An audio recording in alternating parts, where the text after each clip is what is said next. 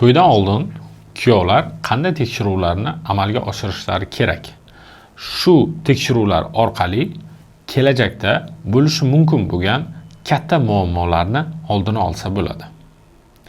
To'ydan oldin tekshiruvlarni darajasi bu to'g'ridan to'g'ri bemorning muammosiga bog'liq holatda bo'ladi. Eng asosiy tekshiruvlardan birinchisi bu spermogramma tahlili. Spermogramma tahlili spermatozoid, ya'ni urug' hujayralarining soni, harakati, morfologiyasi haqida ma'lumot beradi. Va spermogramma tahlili orqali kelajakda farzand ko'rish uchun sizda muammo yo'qmi, o'zingiz uchun aniqlab tasdiqlatib olasiz. Agarda spermogramma analizida urug'ni ko'rsatkichlari, soni, sifati past chiqadigan bo'lsa, to'ygacha uni davolab, to'g'rilab olsangiz, to'ydan keyin turli xildagi farzand bo'lishi bilan bog'liq bo'lgan konflikt vaziyatlar, muammolarni oldini olgan bo'lasiz. Spermogramma tahlilini topshirish uchun urug' chiqariladi va urug' chiqarilgandan so'ng 3 kun saqlangan holatda kelib topshiriladi. Och qorin yoki to'q qoringa kelinishi ahamiyati yo'q.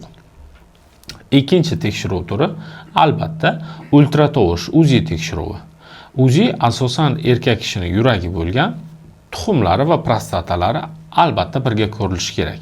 Va bularga qo'shimcha ravishda buyraklar, qovuqlar ham ko'riladigan bo'lsa, to'liq urologik paket hisoblanadi. Ya'ni bular orqali tuxumlarning o'lchami kichkina emasmi? Sababi testosteron erkaklik gormoni hamda spermatozoidlar aynan erkak tuxumlarida ishlab chiqariladi. Agarda ularning o'lchami kichkina bo'ladigan bo'lsa, demak, ularni ishlab chiqarilishi bilan bog'liq bo'lgan muammolar bo'lishi mumkin. Bundan tashqari, UZI orqali tuxumlardagi varikoz, varikotselli kasalliklarini aniqlashning imkoni bo'ladi. Va albatta varikotselli kasalligi to'g'ridan to'g'ri urug'ning foiziga ta'sir qilishi orqali kelajakda erkakning farzandli bo'lishiga ta'siri bo'lishi mumkin. Bundan tashqari, ayrim holatlarda ko'rilganda prostatadagi turli xil strukturalar, kistalar, chandiqlar, bundan tashqari urug' pufakchasidagi muammolar ham aynan shu ultratovush tekshiruvlari orqali ko'rib olinadi. Ultratovush tekshiruvi, ya'ni UZI tekshiruvi uchun qanaqadir tayyorlanib kelish kerak emas. Ya'ni u och bo'ladimi, to'q bo'ladimi, bemalol amalga oshirsa bo'ladi.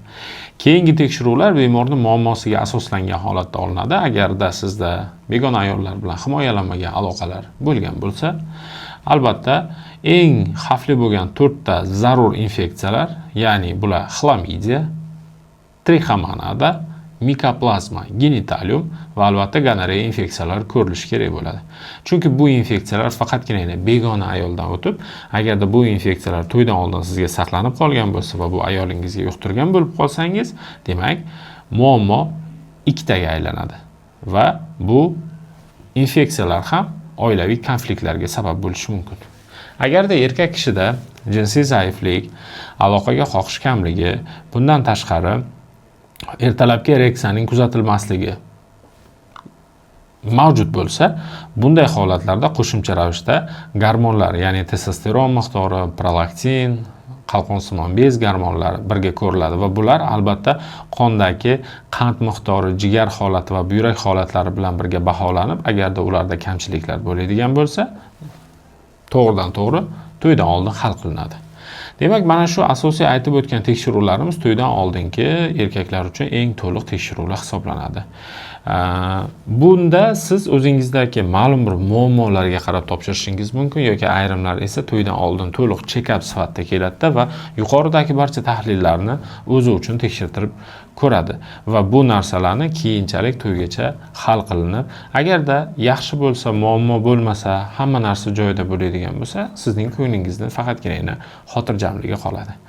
Agarda sizda urologik, andrologik muammolar bo'lsa va o'zingizni check-up qildirmoqchi bo'lsangiz, pastdagi raqamlar orqali bog'lanishingiz mumkin va albatta biz bunda sizga yordam bera olamiz.